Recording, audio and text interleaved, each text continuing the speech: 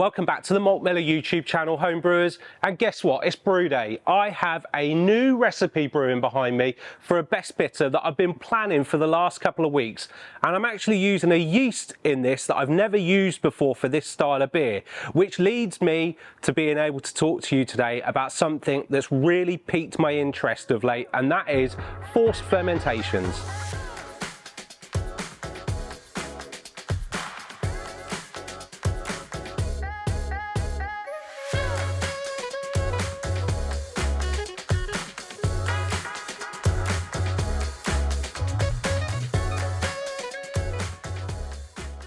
Now, before we jump into the main body of the video, please, if you are new to our channel, make sure that you subscribe, hit the bell for notifications, give this video a thumbs up, it really helps us, and we have stack loads of brewing content on the channel for you to binge and enhance your knowledge about the wonderful hobby of homebrewing. Now, you might be wondering, what is a forced fermentation?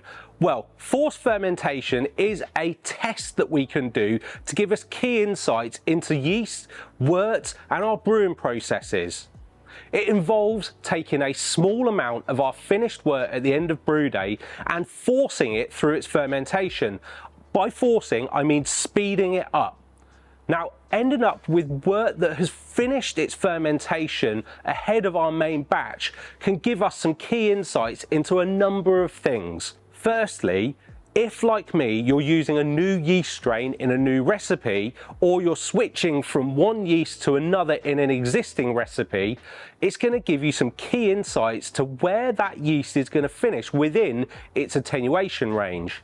Now, on all yeast packets, you'll see an attenuation range in terms of percentage, say for example from 74 up to 78%. What that's telling you is how much of the available sugars that the yeast will be able to consume and convert into alcohol and carbon dioxide. Now, that range, 74 to 78% or whatever it may be, is a range. So knowing ahead of time exactly where your yeast should finish is going to be able to give you tools to use during the fermentation of your main batch of beer. For example, if you know that your beer is going to finish at, say, 10-12, because your forced fermentation finished at 10-12, as you start to approach that in your main batch, you'll be able to think about doing things like your diacetyl rest or preparing for dry hopping, whatever it may be that you've got lined up in your fermentation profile. Secondly, knowing where the yeast is going to finish, if you're developing a new recipe, can actually really benefit you for when you come to rebrew that batch. It can help you think about maybe your mash temperature, for example. If you finished a little bit too low, you can bump your mash temperature up to bring that final gravity up a little bit. And then it will also work in reverse. So actually, if you finish a bit high, you could maybe try and mash a bit lower to make sure that you bring your final gravity of the beer down that little bit more. Thirdly, if your forced fermentation finishes at a different gravity to your main batch, actually that can help you think about some of the steps that you may have or not have taken throughout the brewing process. For example, that could be things like wort aeration. Did you get enough oxygen dissolved into the wort before you pitch the yeast? Because yeast needs oxygen to actually do its job well. It could also make you think about the amount of yeast nutrient that you put into your wort during the process, and then also it can help you think about the amount of yeast that you pitched.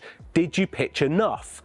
If, for example, your wort doesn't finish low enough, stalls, lags, just completely stops and there's nothing you can do about it, that can also point to the fact that maybe you didn't pitch enough yeast in the first place. Now, the other thing it can point to is that perhaps the temperature control that you've got in place for your fermentation isn't quite dialed in enough or accurate enough. Yeast loves to be looked after, and nothing's more important than temperature control so that actually those temperatures aren't fluctuating too much, because if they don't fluctuate too much, the yeast is definitely going to do a better job for you. Now, actually conducting a forced fermentation is a really simple process, but before we dive into that, I'm going to finish off my brew, get ready to transfer the wort into our fermenter, and then I'm going to talk you through the process. So we're coming to the end of our brew day now, and I'm really happy with how this beer is looking, but I'm also really keen to do this forced fermentation to see where we end up. Now, to complete our test, we need a few pieces of equipment, not a huge amount, but we do need something like a conical flask to collect our sample into, a set of scales that we can measure down to 0.1 of a gram. And then we also need the yeast that we're going to be using in our main batch, so we can weigh out a small amount of it. In this case, I'm using Verdant IPA from Lallemand. As with all homebrewing equipment, we need to make sure that our conical flask is cleaned and sanitized. Now I'm pouring in here a small amount of no rinse sanitizer, ensuring that I give it a good shake all the way round to coat all surfaces and ensure that we've got a sanitized environment to add our wort into. Now that the wort has completely cooled down to pitching temperature, I can draw off approximately 500 milliliters, making sure to draw as little trub across from the kettle as possible. And as with our main batch, it's important to incorporate plenty of oxygen into our forced fermentation sample. Once I've done this, I can then drain the rest of the batch into the fermenter, ready to pitch my yeast. I've also drawn a sample into my trial jar and taking a hydrometer reading to see what the starting gravity of this beer will be. And in this case, we've come in at 1044. Now, I've made a note of this so that I can stick it either to the fermenter or, in my case, onto the conical flask. Now, I'm weighing out half a gram of yeast for this sample from our main pack of Verdant IPA yeast, pitching it directly into the sample and then putting something across the top just to cover it and stop any nasties getting in. Then it's on to pitching the yeast as usual into our main body of the fermenter. And it's important to place the forced fermentation sample somewhere nice and warm so that it speeds up the activity of the yeast. As you can see here, fermentation is incredibly active in our forced fermentation sample, and we can see that the yeast is flocculating nicely after a day or so of fermentation. After 48 hours, fermentation was complete on our sample, and I could tell this because all the yeast had settled to the bottom, there was no activity floating around in the sample anymore, and the krausen had completely subsided. All we need at this point is our standard tools to take a gravity reading, so we've got our hydrometer and glass trial jar. Now, taking care to not draw across any of the yeast into the trial jar, we decant some of the sample to the appropriate level in our trial jar so that we can submerge our hydrometer and take a gravity reading at this point.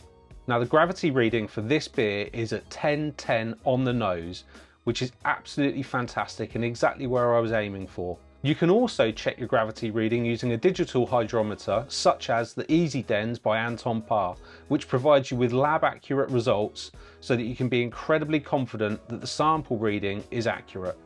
At the same time as doing this sample, I also drew off a sample from the main body of beer to see exactly where that had got to by this point in the process. And we could see that it was around about 1016, which means that I've still got a few days left of fermentation to complete. So that's how easy it is to conduct a forced fermentation test on your next brew and gain those really valuable insights into not only what your yeast is doing and what you can expect from it, but also your brewing practices. The lessons you could learn on doing this test on some of your next batches could be hugely valuable into giving you some more tools in your arsenal to improve the quality of your beer at home. Now, my beer isn't quite finished fermenting yet. I'm down to around about 1013 and I'm expecting it to finish at 1010 as the forced fermentation sample did. So I'm going to be watching it like a hawk over the next few days to see just how I get on, and hopefully, all things going well, I'm going to come in at exactly the same point as my forced fermentation. If I don't, it's not game over. I'm still going to have some finished beer at the end, but it's going to give me those insights into what I may have done differently to get the best out of that yeast that I used in this best bitter. Now, if you've got any other questions at all about how to perform a forced fermentation test or any other home brewing questions, please drop them down in the comments below. We'd love to hear from you. And if you've made it to the end of the video, please don't forget to subscribe to our channel, hit the bell for notifications so that you can stay up to date with everything we're doing here at Malt Miller HQ. And you can also find us on Facebook, Instagram, Twitter, and of course TikTok. Have a great brew.